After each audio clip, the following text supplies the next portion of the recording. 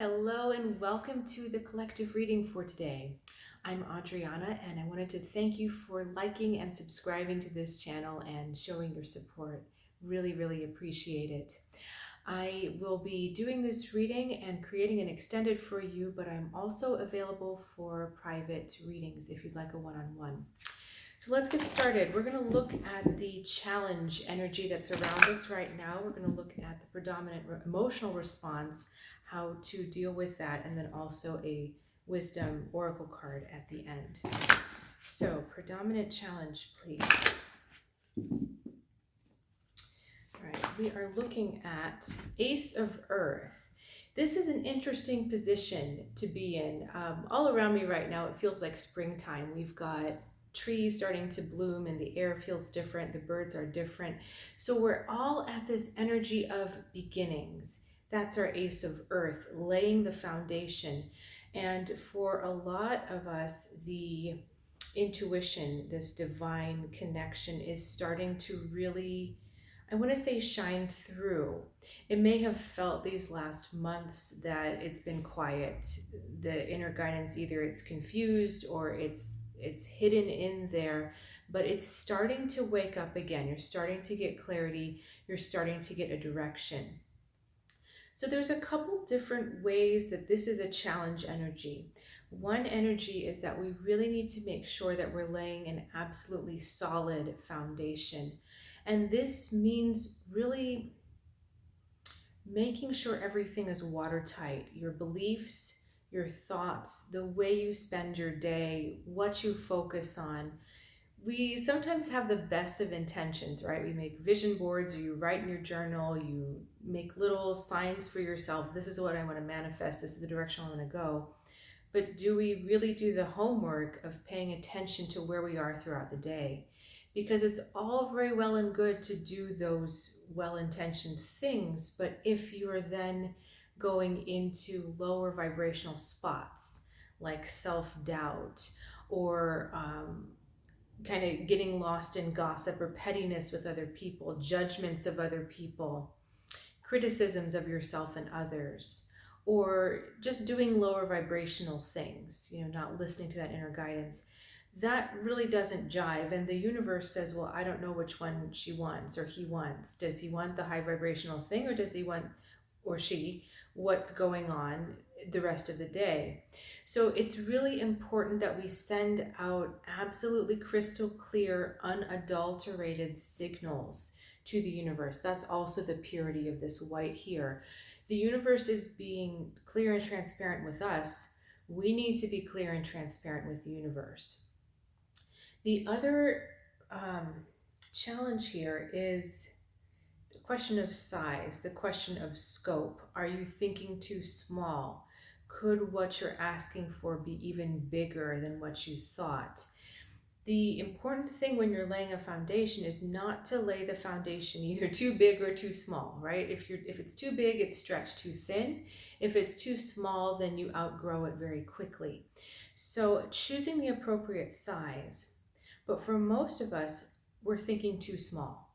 So just keep that in mind, that there is an expansiveness that is available to you, that your dream might be this size, but really it could be this size.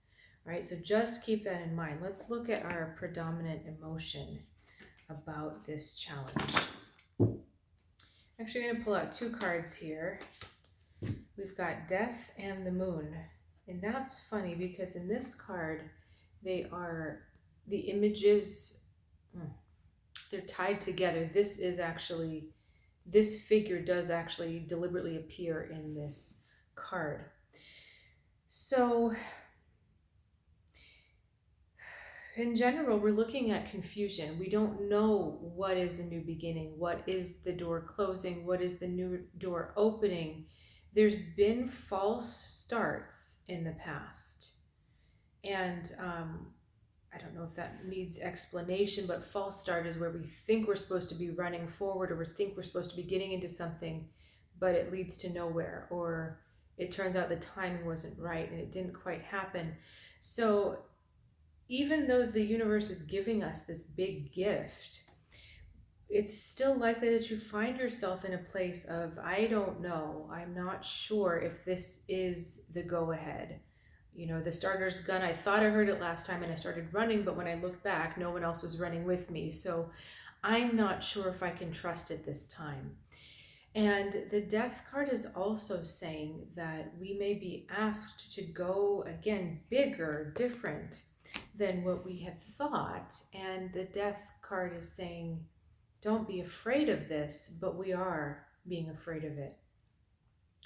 So, this energy of confusion, it's very important that we do what we can to get out of this energy of confusion. Um, for me personally, my journey has involved getting more into my heart. If you are of a different makeup, it might have to do with getting actually more into your head, more into the clarity of the intuition through this channel rather than this channel. Maybe something else completely. You have to know yourself here. And if you're not sure, again, I'm very happy to help you with that.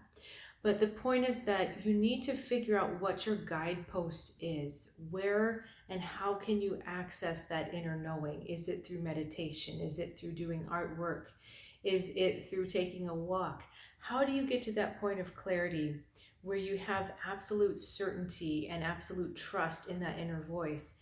That's what we're being challenged about here, because the inner voice is going to start saying things that are different than what we've heard in the past. I know for me, my guides often say similar things. It usually has to do with listening to them a little closer, or doing what goes against what I think is logical, or that I'm doing better than I think I am. That's a message that my guides often give me. But what I feel is that our inner voices, our connection, is going to start giving us different messages than we have ever heard in the past. And it's going to be like, whoa, wait a minute, where did that come from? It's almost going to feel like it's a different person. And when that happens, it's how can we trust that? Can we trust it? And so that's why we've got to sort through all of this confusion first. The confusion is there for us to sort out what is real and what is illusion. So the confusion is almost like a gauntlet, or if you want to think about it being boot camp, to make that psychic muscle even stronger, to make our trust in our true selves stronger. That's why it's here. So instead of fighting against it or being pissed off by it or judging it as bad, that's why it's actually a good thing that it's here. But it's a good thing as long as you're willing to work through it and use it as the impetus that helps you find the opposite, which is that absolute rock solid certainty in yourself. All right, let's look at divine advice for us, please. Wisdom with the oracle. How do we tie all this together? Again, 2 cards. Seek beauty and be spontaneous. That's kind of a nice life advice, isn't it? When we're asked to seek beauty, it's to look for, it's not just the positive or the silver lining, but it's actually the beauty in places where it might not be. And that's things like the death card. I don't know if you can see it, but the image on here, she's got her hand on a fox's nose, and it talks about, it's the story of a dying fox. And I don't know about you, but I have a hard time walking past dead animals. Like if I see them on the road, it scares me a little bit. So it's things that we tend to find revulsatory, that we tend to want to recoil from. And what these cards are saying is that if we change the way we're looking at things, we're going to find the beauty in everything that we see. This is kind of like a big picture message, standing back and looking at the big picture.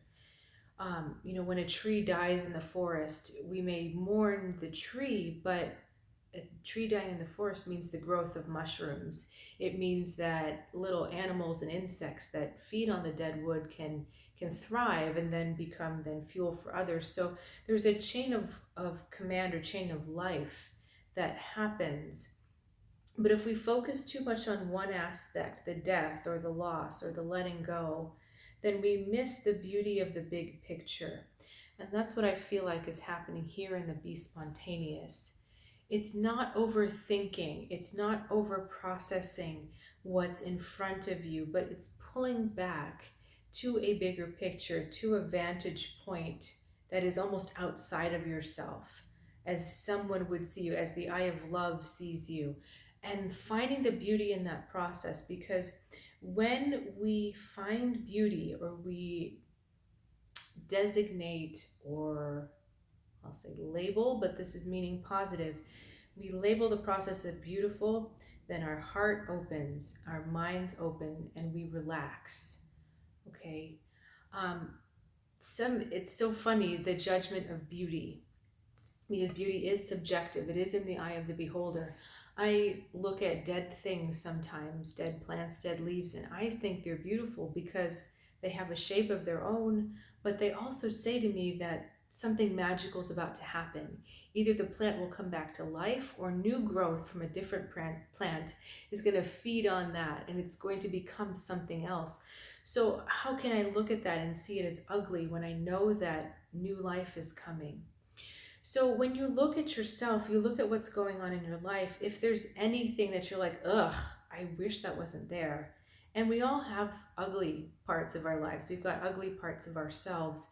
How can you pull back so that you see that ugliness in a bigger context and you realize why it's there? Why is it there? So just like we talked about earlier, this confusion is a good thing, because the confusion will be giving birth to a deeper trust, a deeper certainty. And that's positive. But if we only look at confusion just by itself, we would say, okay, it's bad, we would shut off and we would try to fight it. This is about not just embracing it, but embracing it in context. What is the whole picture? All right, I think I'm going to stop this here, but I'm going to continue to draw cards to look at how these themes are really playing out in your life in a more specific way. And if there are any other messages from higher guidance that want to come through, I will also be channeling those at that point. If you'd like to join me for that reading, it is in the description below. The link is in the description below. If you click more, you'll see how to get there. Again, thank you so much for liking and subscribing and being a part of this journey. One-on-one readings are available. Again, in the description below will bring you right to my website. Look forward to seeing you soon.